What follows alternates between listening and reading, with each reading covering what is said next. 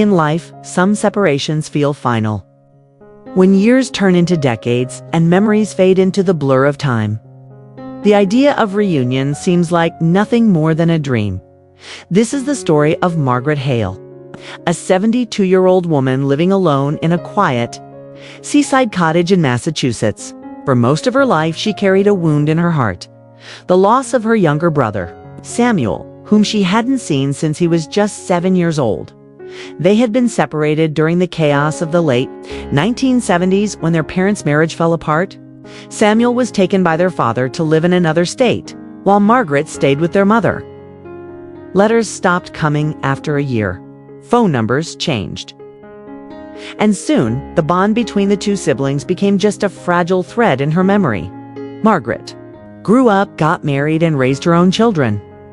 But the ache of not knowing what happened to Samuel never truly left her. Over the years, she searched public records, phone books, even social media. Nothing. It was as if her brother had vanished from the face of the earth. Then, on a snowy January morning, just days after New Year's, she received a letter. The handwriting was shaky, the paper slightly yellowed. The return address was from a small town in Oregon. Inside was a single sentence. "Margaret, if you are the same sister I lost, would like to see you before it's too late." Her hands trembled as she read it again and again. Samuel was alive, and he was looking for her. What Margaret didn't know was that this reunion not only bring back the brother she lost, but also reveal a truth about why they were separated that would change everything she believed about her family. Asterisk, the letter lay on Margaret's kitchen table, its edges curling slightly from the warmth of the wood stove. Outside, snowflakes drifted lazily, landing on the frosted window panes like tiny white feathers. She had read those 13 words at least a dozen times that morning, yet they still didn't feel real.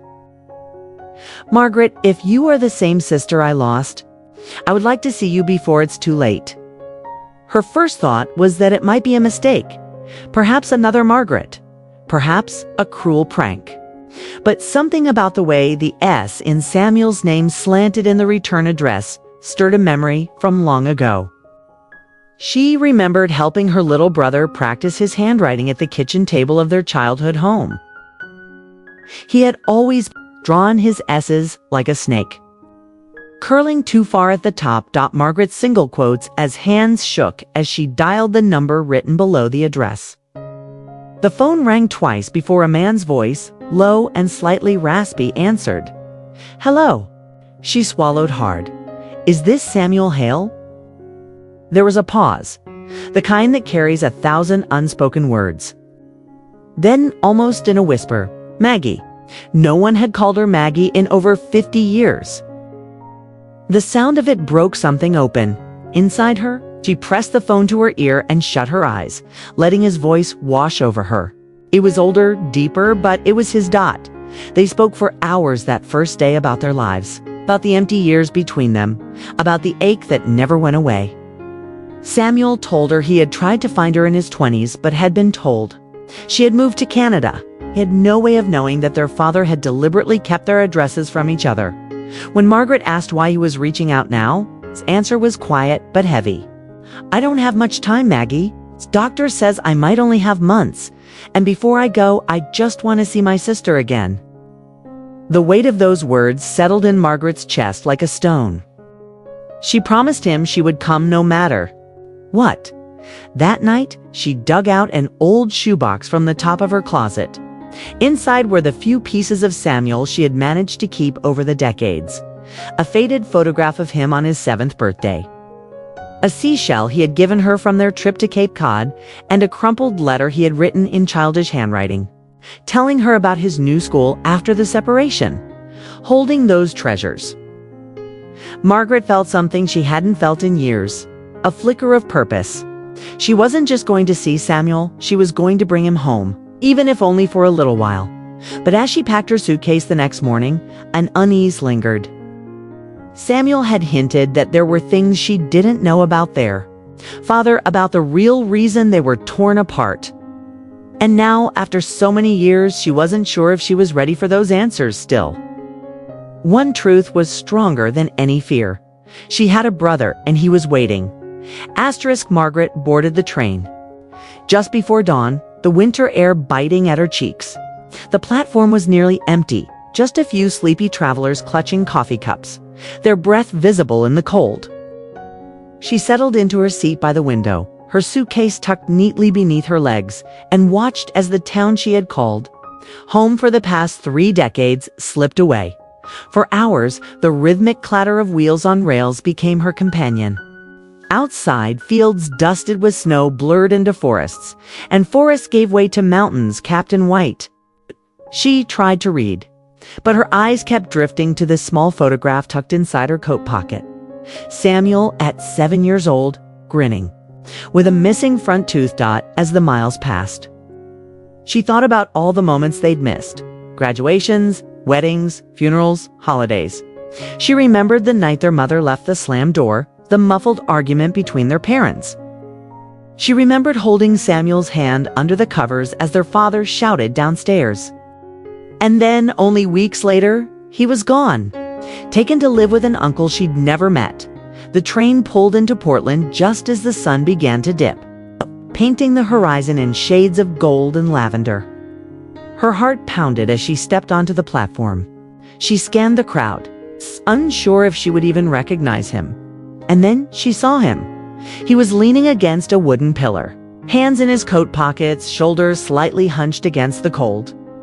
His hair, once a deep chestnut, was now a soft silver.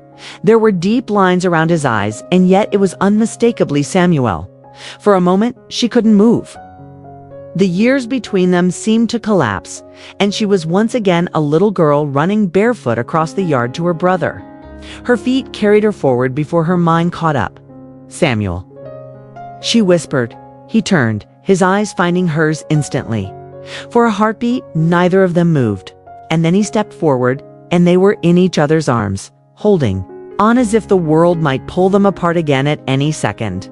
"You're real," he murmured into her hair. "I was afraid you were just a memory." Margaret pulled back just enough to see his face. "I'm here, and I'm not going anywhere."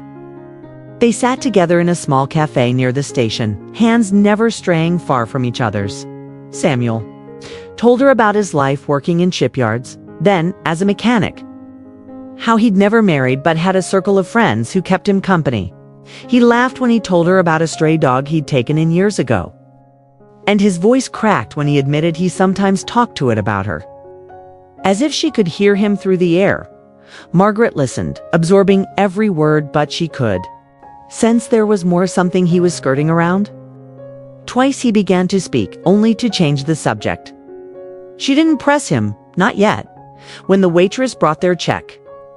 Samuel reached across the table and took her hands. "Maggie, there's something I need to tell you, but not here. Let's go home." The word home caught in her chest. She wasn't sure if he meant his home or the one they once shared. Either way, she knew the night ahead would hold answers, and perhaps truths she had been avoiding her entire life. The drive to Samuel's house was quiet at first. Outside, the streets of Portland glistened under the amber glow of street lamps, the rain leaving a soft sheen on the asphalt. Margaret sat in the passenger seat, her hands folded neatly on her lap, stealing glances at her brother as he drove, his profile lit in flickers by passing lights. It carried the same gentleness she remembered from childhood, but also something heavier, something weathered by years she hadn't been there to witness. Samuel's home sat on the edge of a quiet neighborhood, a modest single-story house with a small front porch. A faded wooden swing hung from the porch beam, swaying slightly in the breeze. The moment Margaret stepped inside, she was greeted by the warmth of the heater and the faint scent of cedar and old books. "Make yourself comfortable," Samuel said, hanging up his coat. "I'll put the kettle on." Margaret wandered slowly through the living room. Framed photographs lined the walls, some of Samuel in his younger years working on ships, others with friends at fishing trips. Then her eyes stopped at one frame in particular, a small, slightly faded photograph of their parents, smiling together in a way she could barely remember. She felt Samuel's presence behind her, I don't have many pictures of them, he said quietly. It's the only one I have where they look happy. Margaret turned, her voice soft. I almost forgot they ever were. They sat at the kitchen table with mugs of steaming tea, the clink of the spoon against porcelain, the only sound for a while. Finally, Samuel spoke. Maggie, there's something I should have told you a long time ago. He took a deep breath, his fingers tracing the rim of his cup. The night I left, it wasn't just because Uncle Robert came to get me. Dad, his voice faltered. Dad told me to go, he thought. He thought you'd be better off without me around. Margaret's brow furrowed. Better off?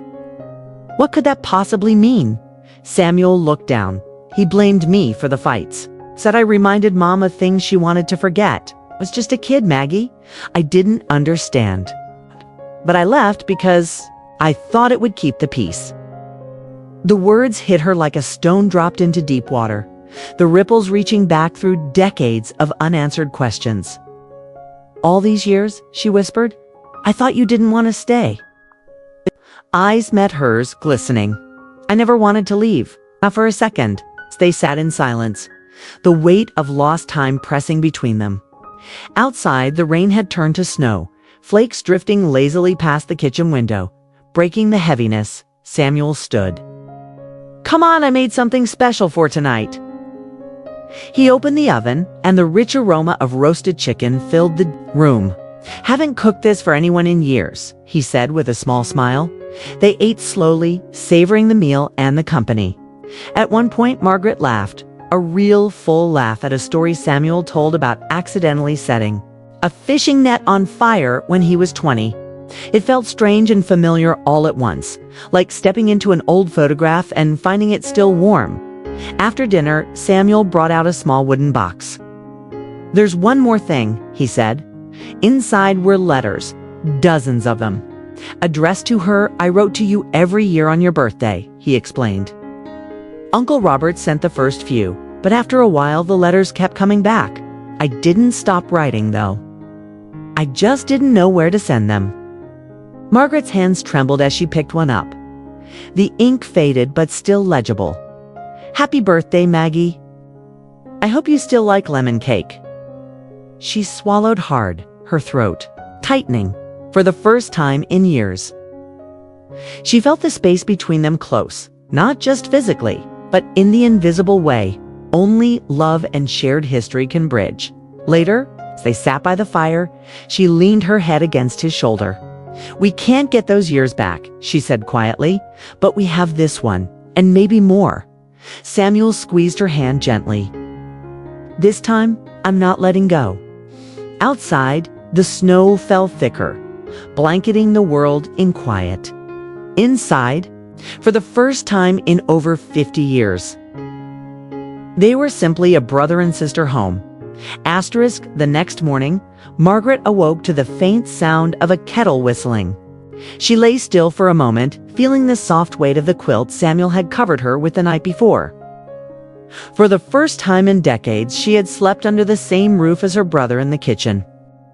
Samuel was already bustling about, frying eggs and slicing bread. Morning, sleepyhead, he said, sliding a cup of coffee toward her. They ate in comfortable silence until Samuel spoke. There's something I've been thinking about. We're not the only ones left, Maggie. Aunt Helen's still in Salem, and I think Mom might have had another child. Margaret froze, the fork halfway to her mouth. What are you talking about? Samuel reached into the drawer by the fridge and pulled out a small envelope. Inside was a black and white photograph.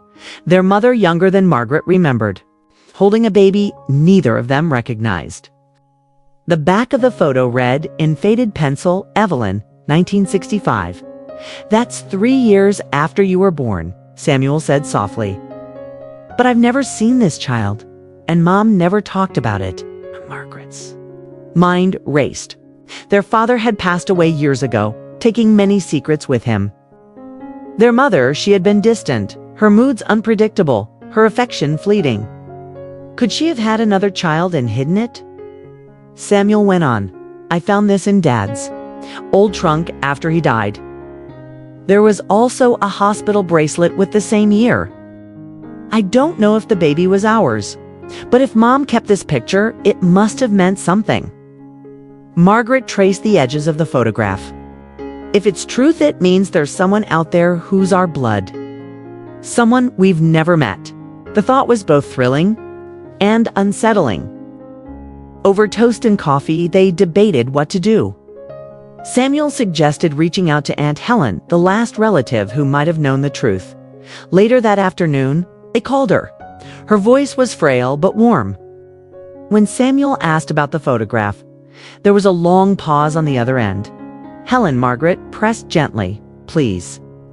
If there's something we don't know, we need to hear it. Aunt Helen sighed.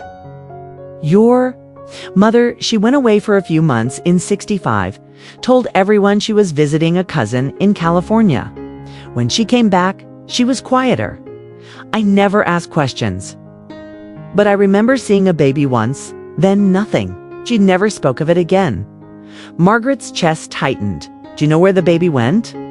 Helen hesitated again. I heard whispers, adoption. But your father was against telling anyone. Said it would ruin the family's name. That was how things were back then. When the call ended, the room felt heavy with unanswered questions. Margaret stared at the photo on the table, the baby's eyes wide and unknowing. Samuel broke the silence. We could try to find them. It might be impossible after all this time, but maybe it's worth it. Margaret nodded slowly. If we have another sibling out there, I don't want to leave this world without meeting them. As snow continued to fall outside, they began making a plan, gathering every scrap of information they could, from old letters to faded records. The journey ahead was uncertain, but for the first time in years, they felt united by something bigger than their shared past. The hope of adding a new branch to a family tree they thought was dying. The next few days were a blur of old papers, coffee cups, and long evenings at Samuel's dining table. Margaret had turned the spare bedroom into a temporary archive, stacking shoeboxes of letters, photographs, and legal documents. Every night, she and Samuel pored over them, looking for even the faintest hint about the mysterious baby in the photograph. But the search proved harder than they expected. Most of their parents' close friends had either passed away or lost touch decades ago. The few remaining relatives remembered little, and their mother's personal diaries, if she'd ever kept any, had vanished. One night, as Margaret sorted through a box of her father's tools, she found a small brass key wrapped in tissue paper. On the paper was a scribbled note for the safety deposit box, Elm Street Bank. She froze. Sam, she called. I think I just found something. They drove to the old Elm Street Bank the next morning, snow crunching under their boots. The building's brick facade looked unchanged since the 1960s. The bank manager, a man in his 50s with kind eyes, checked the records. Yes, your father had a box here. It's been untouched for over 30 years. When they opened it, the stale scent of paper filled the air.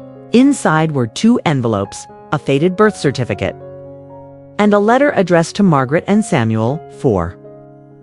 When the time is right, Margaret's hands shook as she unfolded the letter. My dear children, there are things I never had the courage to tell you.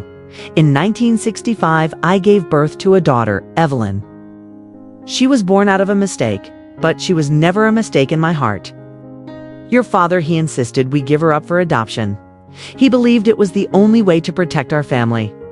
I fought him, but in the end, I signed the papers. Not a day has gone by that I haven't thought of her.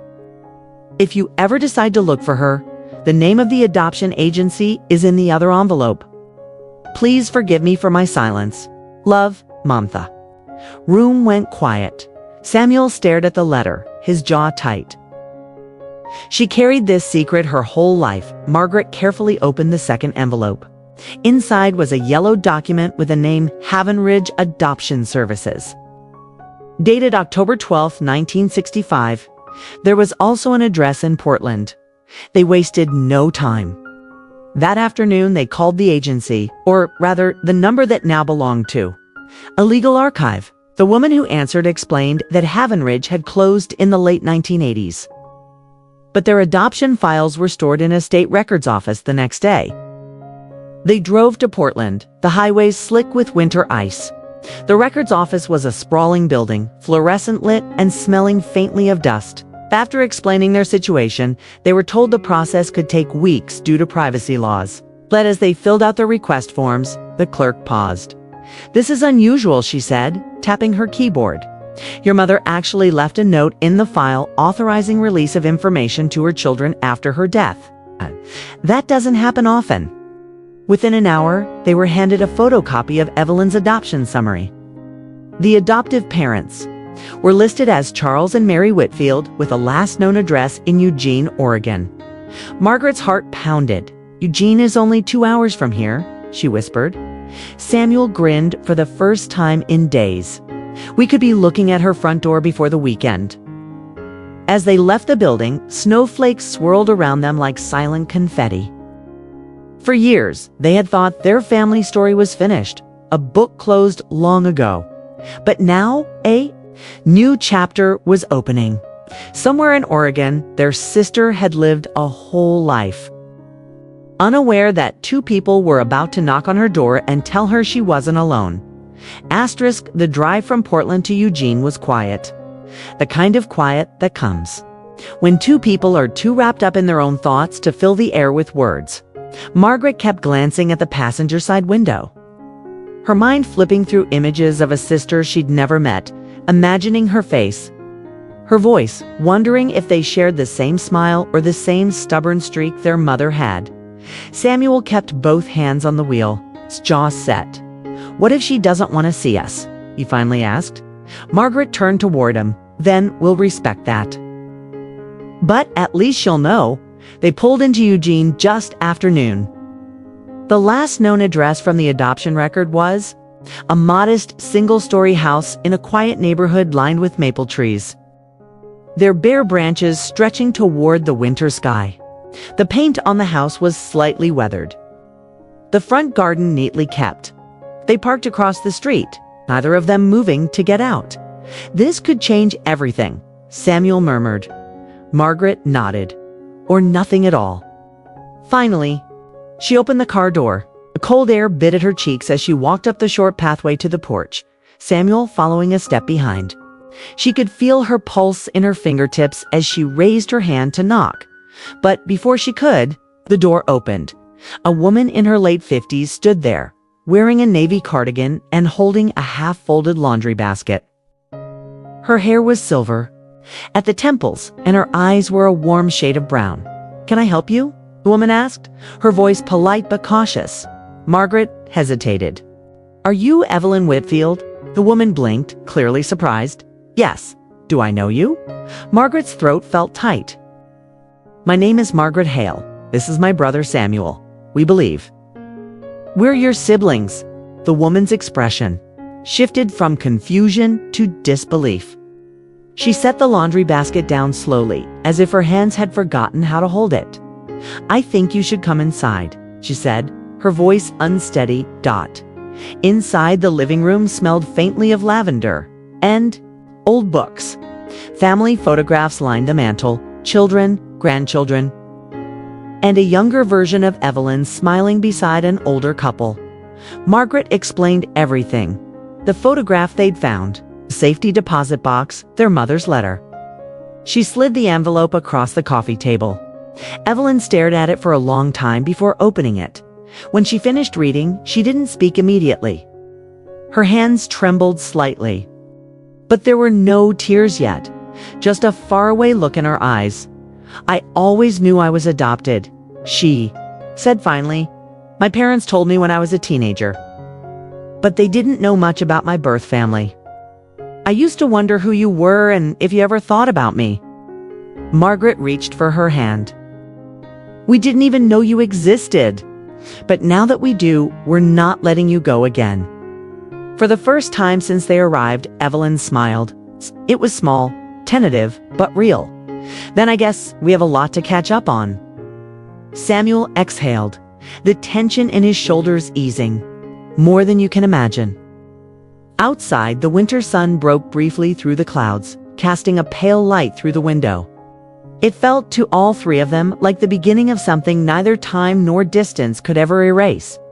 The kettle whistled softly in the kitchen while Evelyn set out 3 mismatched mugs on the dining table.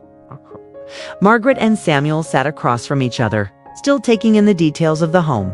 The bookshelves filled with worn novels, the framed watercolor paintings of Oregon's coastline, the little ceramic birds perched on the windowsill. Evelyn returned with a teapot and a plate of oatmeal cookies.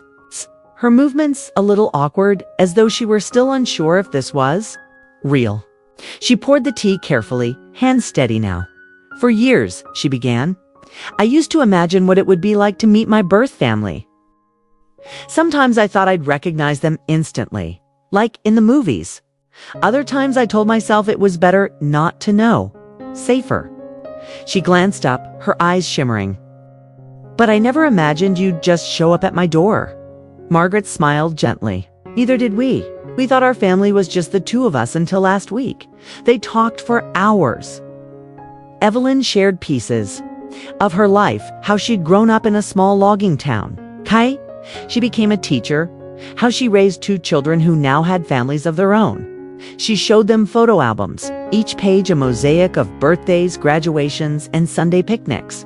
In turn, Margaret and Samuel spoke about their childhood in Portland, their late parents, and the way the letter in that safety deposit box had turned their world upside down. At one point, Samuel leaned back and chuckled. "It's strange. Keeps staring at you, trying to see Mom in your face, but you're not just her. You're you." Evelyn smiled, a soft laugh escaping. "I think I like that." As the afternoon light faded, Evelyn suggested they go out for dinner. "There's a little diner down the street," she said. "It's not fancy, but they've known me for 20 years. I think they'd like to see me walk in with family." So the 3 of them walked there together, their steps gradually falling into rhythm. At the diner, they slid into a booth by the window. The waitress, a cheerful woman with a silver ponytail, did a double take. "Evelyn, you brought company." "Yes," Evelyn said, her smile broad and certain now. "This is my brother, Samuel, and my sister Margaret." She said the words like she'd been waiting her whole life to say them. The waitress beamed. "Well, then this round of pie's on me." They laughed. And when the pie arrived, cherry, still warm, the 3 of them raised their forks in a quiet toast. "2 lost years," Samuel said, "and found ones." Margaret added. Evelyn held their gaze, her voice steady. "To family, however it finds you." When they stepped out into the cold night air, the neon diner sign casting a soft glow on the sidewalk, none of them wanted to say goodbye. So they didn't. They simply agreed to meet again the next weekend, and the weekend after that. It wasn't the kind of ending that tied everything into a neat bow. There were still decades they hadn't lived together. Questions that couldn't be answered and memories they'd never share. But there was also a beginning, one built not on the past they missed, but on the future they could still create. And as they hugged under the winter sky, it was clear to all 3 of them. This time, no one was letting go. Some reunions come decades late, but when they finally happen, they have the power to heal wounds you thought would never close. Evelyn, Margaret, and Samuel had spent nearly their entire lives in separate worlds, unaware of one another's existence. Then a fragile piece of paper, its ink faded by time, opened a door. A door that led them to the family they never knew. They had, perhaps, somewhere out there, you too have someone who shares your blood. Someone who carries a story you've never heard. Or maybe you've lost touch with a loved one and thought you would never meet again. This story is a reminder that hope still exists. All it takes is one phone call, one letter, or one honest conversation to begin. If this story has touched your heart, please share it. You never know, someone who watches it might find the courage to reach out to their family. Or you might be the one to receive the phone call you've been waiting for all these years. Leave a comment below. You've ever had a reunion of your own, or if you're holding on to the hope of one. Every story shared, every memory spoken aloud, can become a light for someone else in the dark. And if you'd like to keep joining us for more stories of love, forgiveness, and the everyday miracles that remind us what it means to be human, please hit subscribe and turn on the notification bell.